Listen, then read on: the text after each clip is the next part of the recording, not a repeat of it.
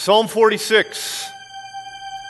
God is our refuge and strength, an ever-present help in trouble.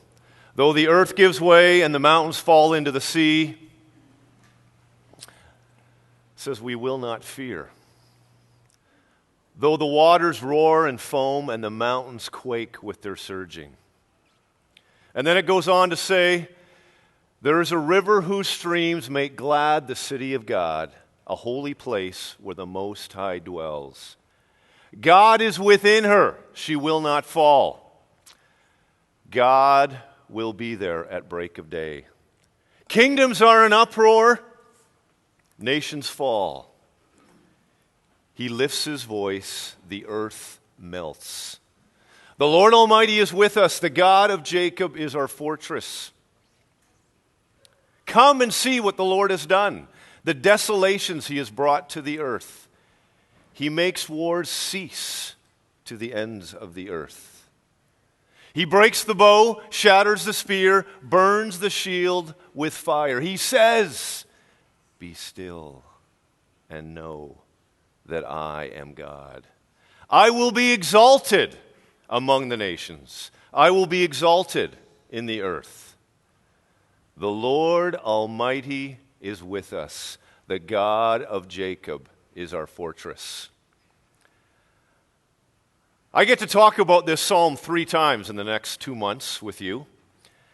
And today, I want to look at those first 3 verses. But mostly, I want to look at the 4th word, refuge. God is our refuge, literally a place of trust.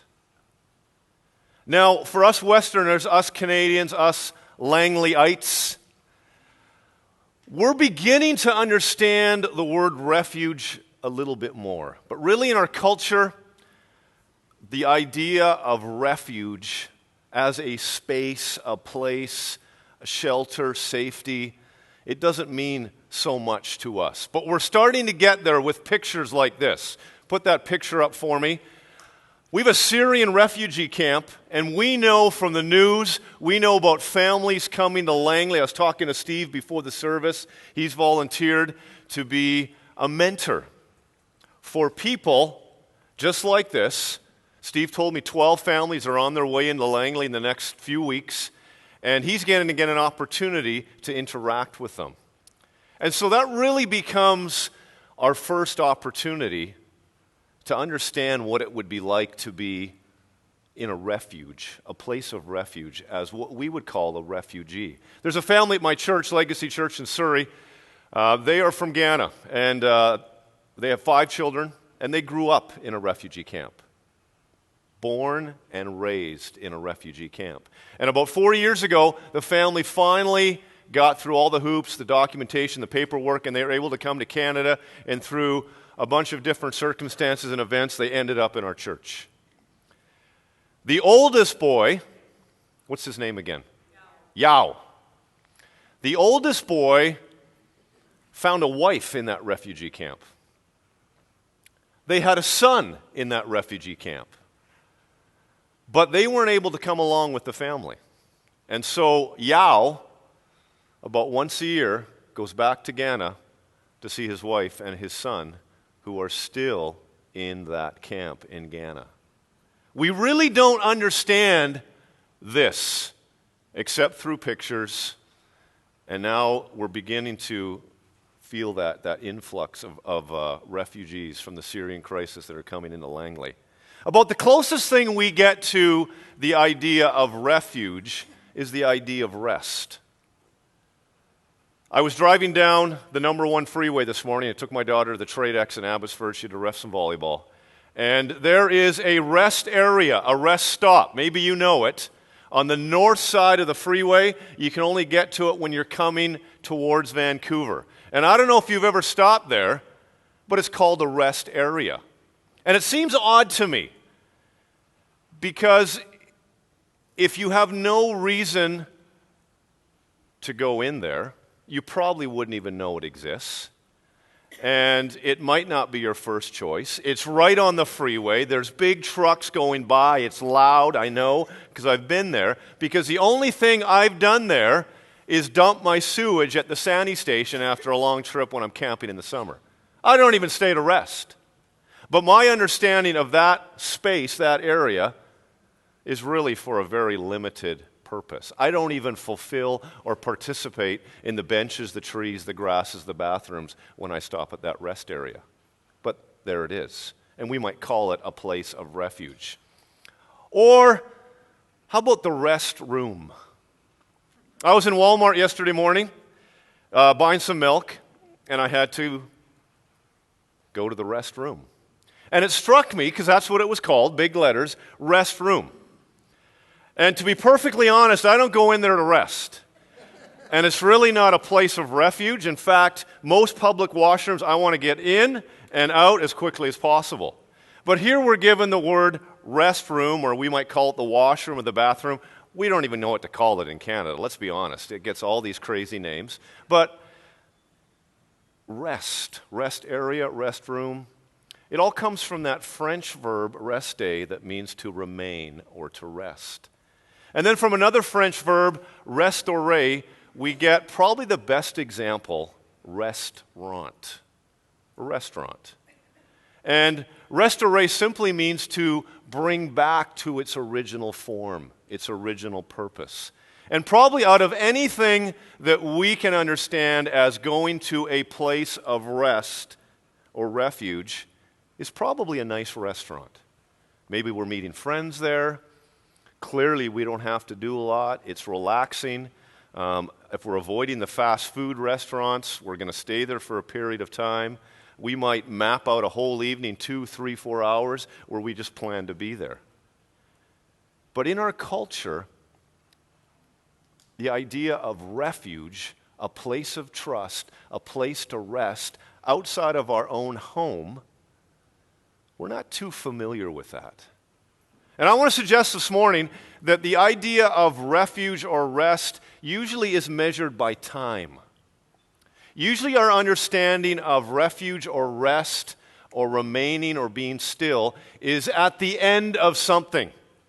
When I finish work, when I finish cleaning my house, when I recover from this injury, when I arrive at this destination, then I can rest, I can relax. Then I will be in a place that I want to be. And we're very linear. We're chronos people. Chronos means hours and minutes and days. We've got a timeline, and when I get to the end of the time period, then I will take refuge. Then I will take rest. Then I will take a break. I want to look at your watch or your phone right now. If you have a phone or a watch on you right now, just take it out. Or look at your wrist. Let's talk about time for a minute.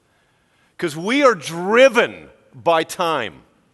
As a teacher and a coach, I am driven by time. Bells and breaks, victories and vacations, I call it. I am always looking to the next stop. I was coaching yesterday at the Tradex in Abbotsford, U14 boys volleyball. And we have to wait for the whistle. We have to be brought onto the court. We get a 5-minute warm-up. We have to be there half an hour ahead of time.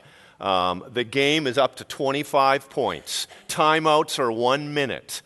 Every time the whistle blows, we either start the play or we stop the play.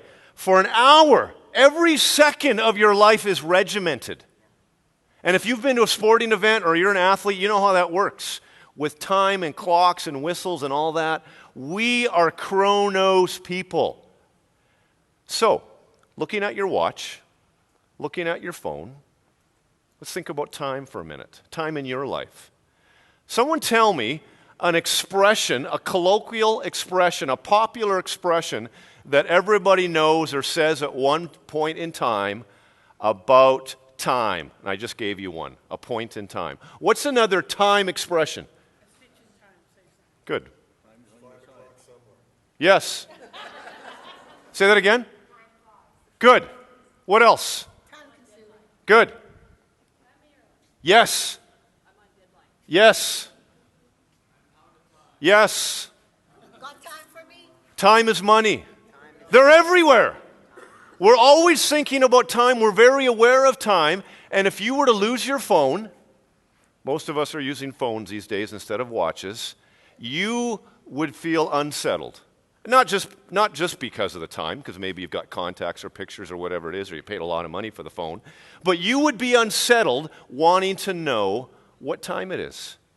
My daughter, I already told you, is roughing at Tradex, and she's not allowed to have a phone when she referees, and so she has to keep track of time, the timeouts, everything else when the game starts. So she actually had to go out and buy a wristwatch.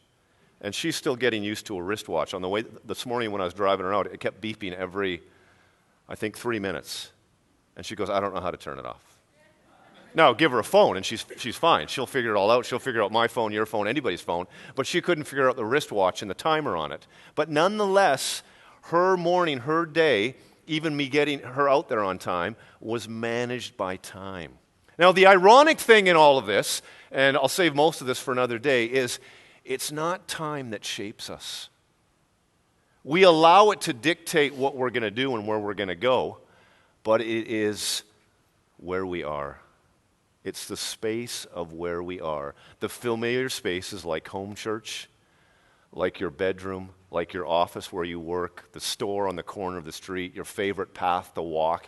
It's place and space that manages us, which brings us to the other idea about time. There's a Greek word called kairos, and it's completely different than chronos. Kairos is about seizing an opportunity in time, finding yourself in a space or a place and not worrying about the time, but recognizing there's no deadlines. I can put away my phone or my watch, and I'm going to open the window or open the door, and I'm going to seize this. The other night, I was out, I can't remember where I was. I've got 4 children. Last week was just a blur. And I came home, and I asked my 2 daughters before I left, when I come home, I want this kitchen clean. I just want to walk in, and it looks beautiful, and I'm just going to walk upstairs and go to bed. Yeah, exactly. Exactly. I came in to almost the same disaster I left, and I was so rip-roaring angry. And the moment my oldest daughter, Allie, came down, I just went, why? Right? And all the excuses came. And she just got me so ramped up and so worked up, I just put up the hand and said, don't talk to me. I'm not going to be a very nice person right now. And I went to work on the dishes. And she just carried on in stride and just walked away and got on her phone or watched TV, and I was seething at the sink. Well, over the course of the next 20 minutes, thankfully at 18, she picked up on the social cues and could feel my vibe, and she started to come around.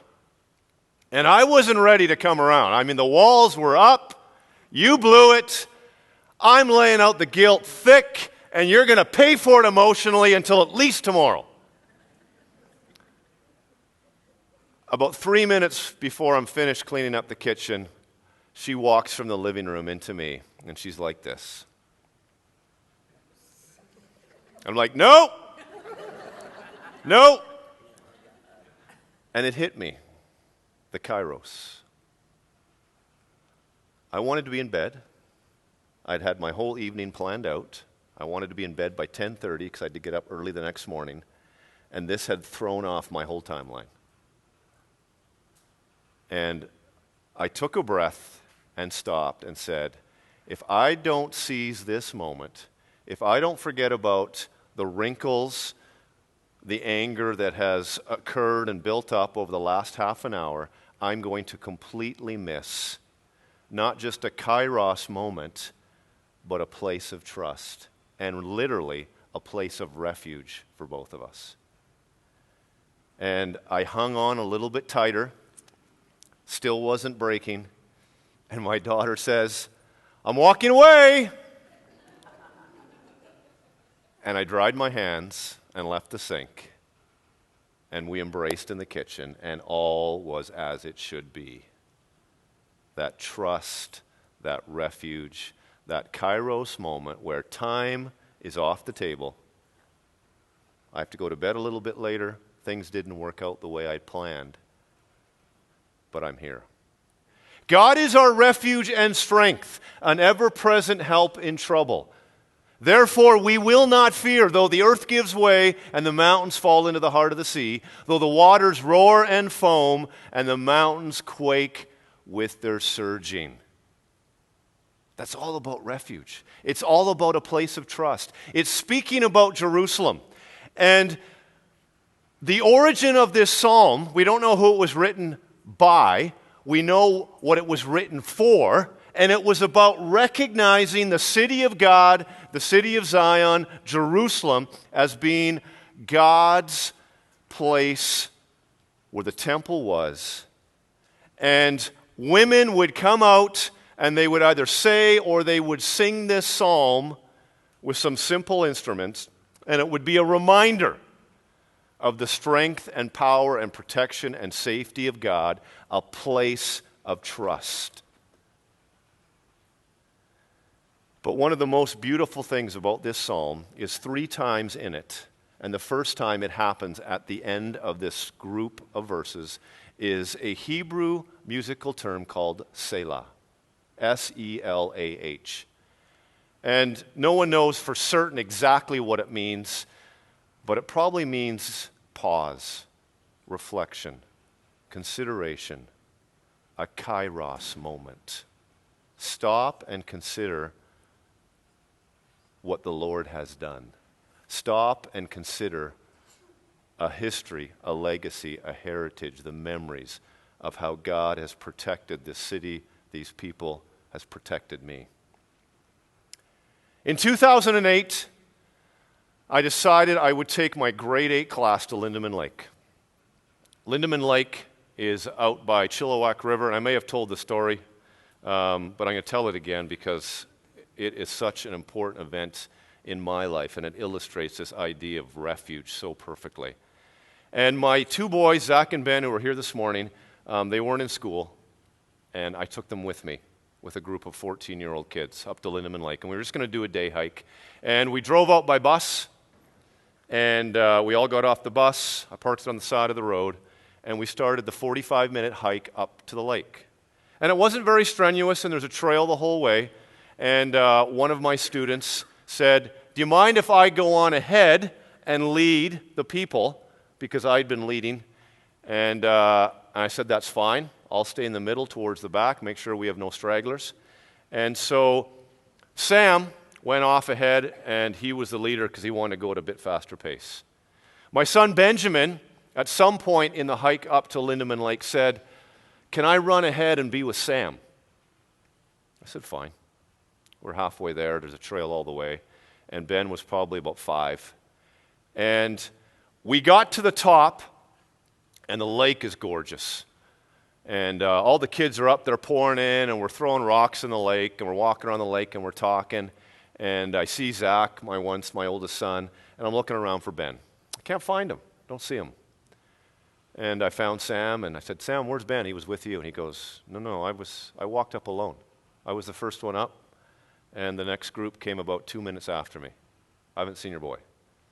And so I'm walking around talking to the other students. "Have you seen Ben?" No. So I do a head count. We're all there. Everyone's up, and my son Benjamin's missing. And I've done this hike a lot of times, and there's one trail up. There's a few places where it kind of gets a little bit unknown, but you can figure it out quickly. And for the life of me, I could not figure out where he went because he was behind Sam, and I never passed him on the trail. And here we are, and no one's there.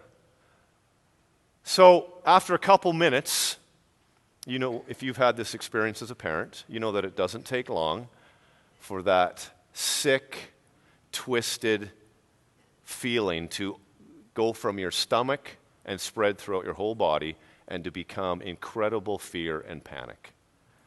And from about minute 2 to about minute 5, that was me. And after 5 minutes, I didn't know what to do. And on the way up to Lindeman Lake, there is a fast-moving stream, river, whatever you want to call it. It's probably about 3 or 4 deep, but it's got logs in it, big rocks, and it's moving fast with the spring runoff. And the only thing I could think of is that he stopped to get a drink, got too close, slipped in, and got pushed down the mountain and would have hit a tree or a rock and unconscious and drowned. That's the only thing that made sense to me. And so I'm sitting there responsible for 25 grade 8s, and I'm consumed with where my son is. And that's the only conclusion I can come to. For another 20, 25 minutes, the kids spread out, and they're yelling, and they're looking everywhere. And slowly, the hope, slowly, any rational explanation just gets sucked from me. And I'm just a big, I don't even know how to describe it. You just give up. There's no point looking. I don't even want to think about it. I guess it would almost be denial. This isn't really happening, and what do I do? So I'm starting to gather up my students because I don't want anybody else getting lost. And just as we're kind of coming into a group by the lake, a young couple that is completely disconnected with us comes up to the top of the trail. And I said, any chance you saw a young boy on the trail? And they said, no. No, there was no one on the trail. But we did see a young boy sitting on the ground down by a school bus. Off I run, sprinting down this mountain as fast as I can. I was lucky I didn't die on the way down because I tripped a few times. But I get down to the bus, and there outside of the doors, sitting on the ground, is my son, staring at the ground, throwing pebbles. The only place he knows for certain that we will return to, the place that we left from, he had the presence of mind at 5 to go back to where he came from and know that at some point we would be leaving and we would find him at the bus. And I sat down beside him and we talked for a couple minutes, and together we got up and we walked up that mountain. As it turned out, when he followed Sam lost the trail, decided to follow a little rabbit trail off into the bush, realized it was the wrong one, and doubled back through the bush, made a big loop. Ben followed him off the trail, lost him in the bush. By the time he came back to the main trail, we had all gone by. And so he came back to the trail and no one was there. And he thought, can I go up to something I don't know? Or should I go back to the bus to where I do know it to be a safe, familiar place? And he did that. God is our refuge and strength, an ever-present help in trouble. Therefore we will not fear, though the earth give way and the mountains fall into the sea, though the waters roar and foam and the mountains quake with their surging.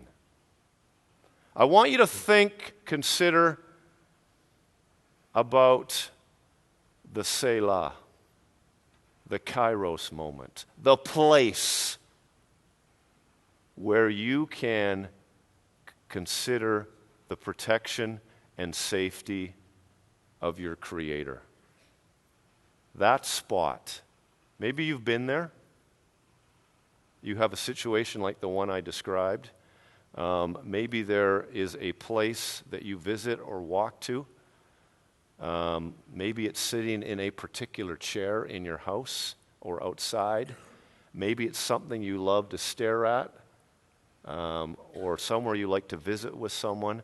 But you've got that place where time just fades away, and it's about what is happening here, who I'm with, and it's considering that this is a place of trust. There's a group from South Africa appropriately named Selah. 3 voices. I don't think they sing anymore.